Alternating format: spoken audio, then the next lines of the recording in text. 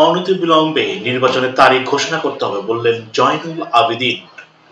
শুক্রবার 17 জানুয়ারি জাতীয় প্রেস ক্লাবের সামনে এক নাগরিক সমাবেশে তিনি এই দাবি জানান। দ্রুত জাতীয় নির্বাচনের রোডম্যাপ ঘোষণার দাবিতে জাতীয়তাবাদী সাংস্কৃতিক দল এবং নাগরিক সমাবেশের আয়োজন করে। এ সময় জয়নুল আবেদীন ফারুক বলেন, জনগণের সরকার ছাড়া দ্রব্যমূল্যের ঊর্ধ্বগতি সহ অন্যান্য দুর্ভোগ শেষ হবে না। তিনি আরো বলেন, অন্তর্বর্তীকালীন সরকারের প্রধান উপদেষ্টার কাছে আজকে অনুরোধ জানাবো, আর বিলম্বিত নয়, আর দেরি নয়। আবু সাইদ মুগ্ধের রক্তের বিনিময়ে দ্বিতীয় স্বাধীনতার সম্মান অক্ষুণ্ণ রাখতে হলে অনতিবিলম্বে নির্বাচনের তারিখ আপনাকে ঘোষণা করতে হবে।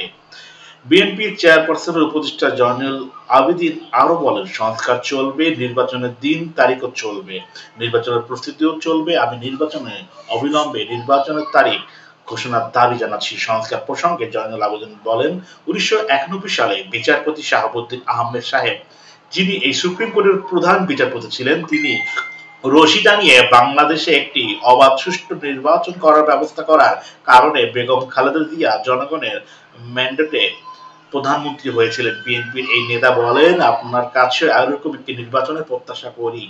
আমরা প্রতিদিনই প্রেস ক্লাবের সামনে বলতে চাই, 91 সালের মতো একটি নির্বাচন করতে এত সংস্কারের দরকার নেই। যে সংস্কার দিয়ে জনগণ 40 টাকার চাল কিনতে পারবে, সে সংস্কার দরকার। জাতীয়বাদী সাংস্কৃতিক দলের সভাপতি হুমায়ুন কবির ব্যাপারী সভাপতিত্বে সমাবেশ দলের চেয়ারপারসন উপদেষ্টা কাউন্সিলের সদস্য হাবিবুর রহমানও এই সময় উপস্থিত ছিলেন।